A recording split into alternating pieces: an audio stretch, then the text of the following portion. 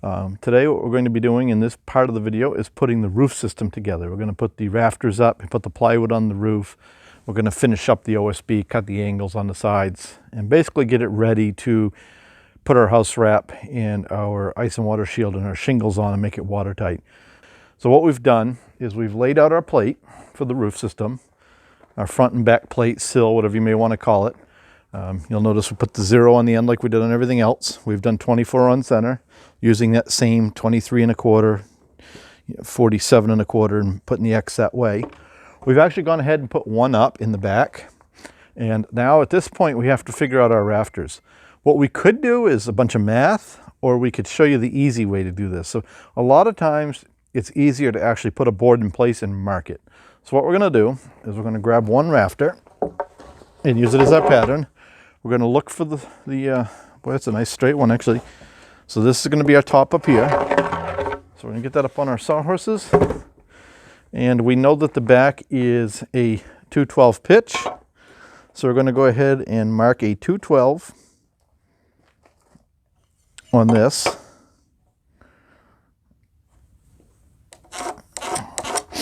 And we're going to cut that, and then we're going to go up and actually mark it in place rather than measuring it. So safety glasses, you'll notice I'm bad about wearing them a lot, but I try to remember when I can.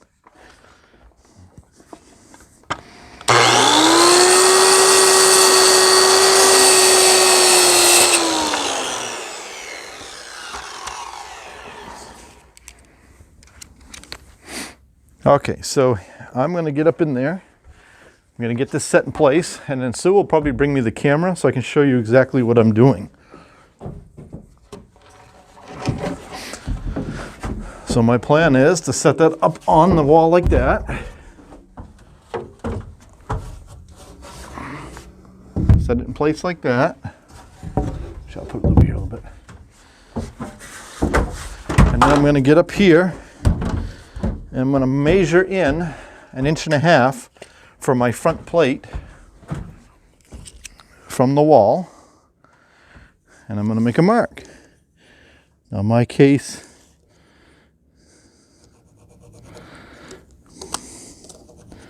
so that is our cut mark. I don't know if we want to bring the camera up here and show you exactly what we're doing.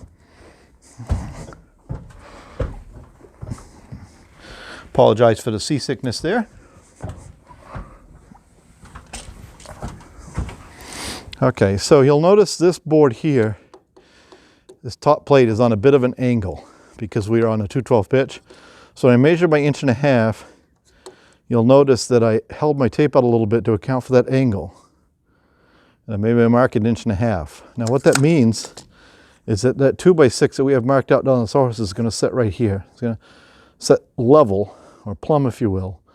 And this is going to be a cut mark. So we're going to go ahead now and go down, cut this rafter, use it for a pattern, and cut the rest of our rafters. Then we're just going to nail everything together, and then we'll get the plywood on the roof. So you give us a second, we'll be right back. So now we're going to go ahead and get our 5 rafters up here. And we're going to crown those.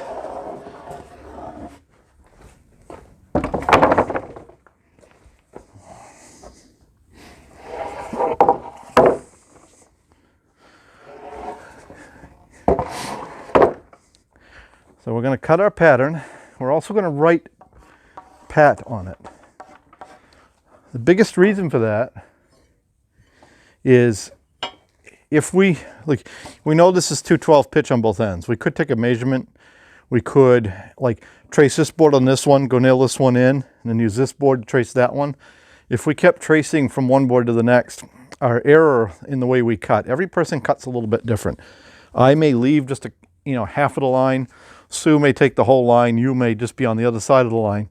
It really doesn't matter in construction, especially rough framing, but you need to be consistent. So if we were to, let's say I took half the line and I traced this board onto the second board, and then I used the second board to trace the third board. By the time I get to the 5th board, I'm probably going to be off by like 1/2 inch. So it's really important to make one your pattern, and then you keep using that as your template, if you will. So we're going to go ahead and cut this and get going from there.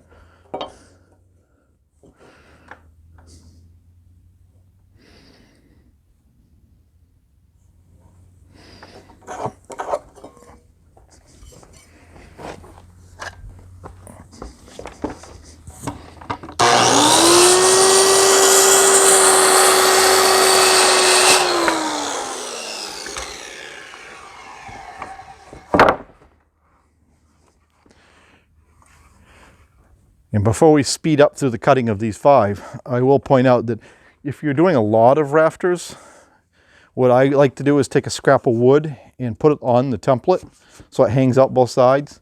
Then you can set it on there and pull it tight against your board, and you don't have to sit here and line them all up like I'm doing now. We only have to do 4 more, so we're not going to go to all that trouble.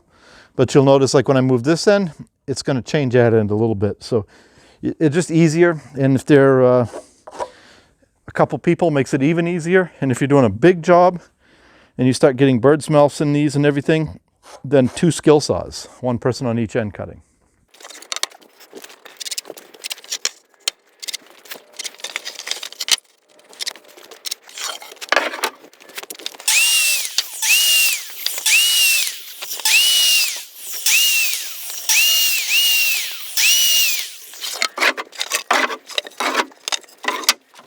All right, so we're going to go ahead and put these in.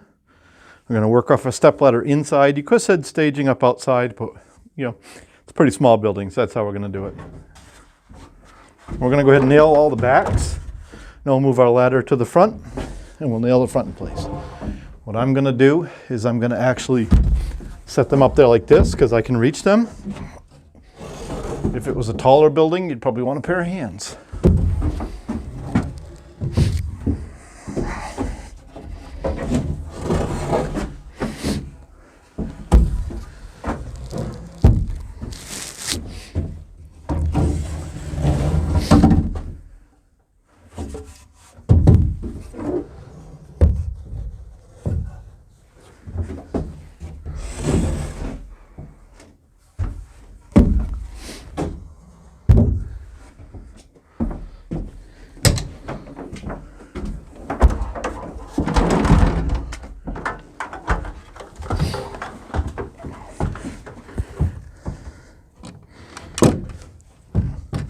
Having some technical difficulties with the nail gun. I'm not sure if it's frozen up or if the trigger's broke in it. So we're going to go ahead and switch to screws and an impact just to keep this project moving. We'll take the nail gun in the house a little later and warm it up. It's about 28 degrees here this morning, so it is very possible it could actually be frozen from the moisture in the line. So we'll maybe that'll be another video.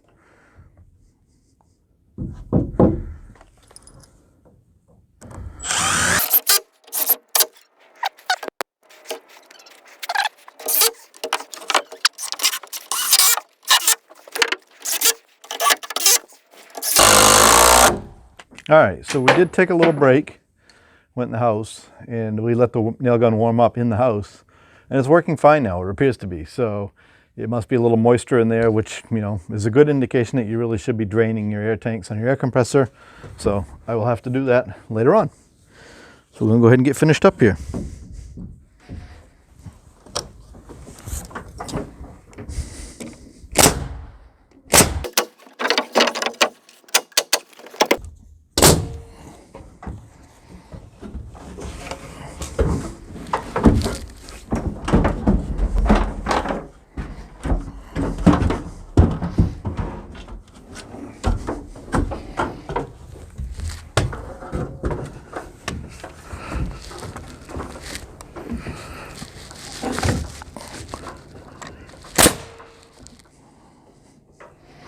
Okay, we're going to have Sue hand us up the outside plate for this side.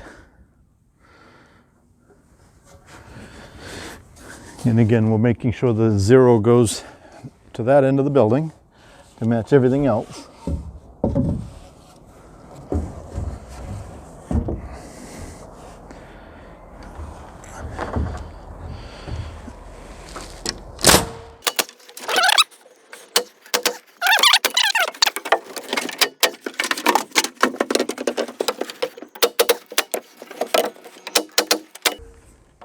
Important to note here too that we're good and straight here, but if this wall was longer, this wall would be real wobbly in the middle, and you may want to put some braces down to the floor, straighten that wall out so you get a nice straight wall before you nail these down like I'm doing here. This being so short, we picked a straight top plate and we know it's already straight.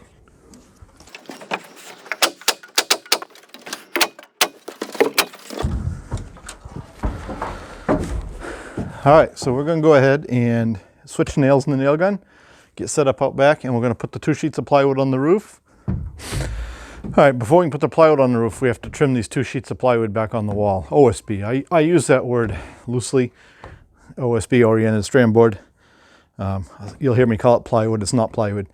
We could trim this on the outside with a skill saw, but we have a Sawzall. It's a little more comfortable here, a little less dangerous than running a skill saw up above your head.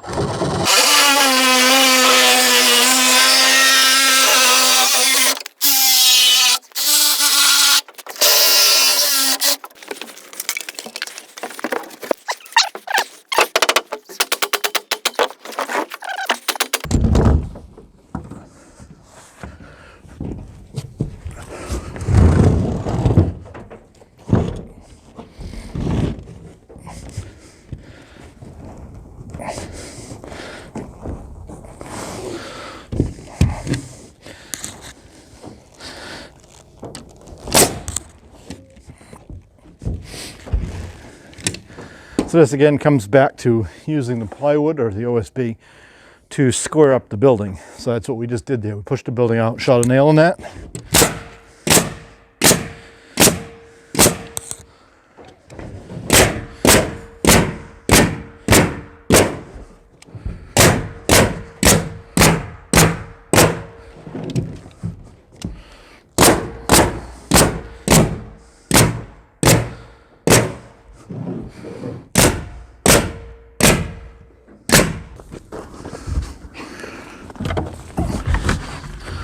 Got it. You got it? Yep.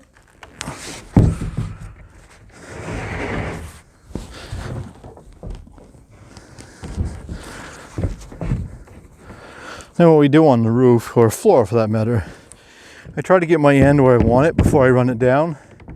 You can't see it from there, but I'm going to put my foot on it and kind of try to ride it back into the groove, and then we'll take a block of wood and hammer.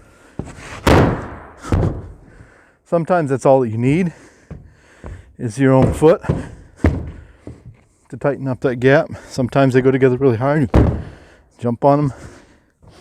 This one actually went in really good. So we're going to go ahead and nail it down and finish up the siding.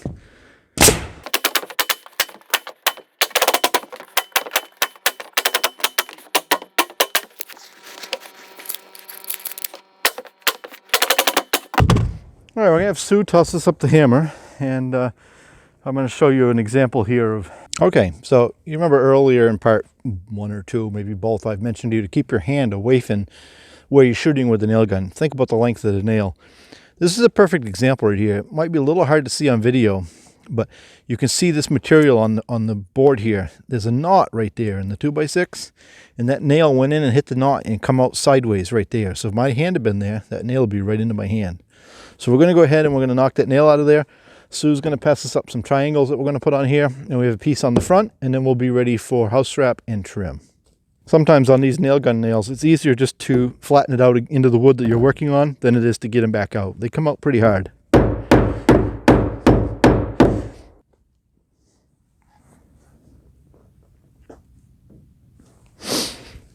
Okay, we're going to see about this. I think this is going to work okay.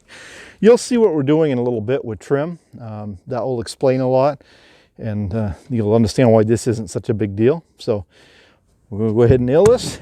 We're going to do the same on the other side and across the front.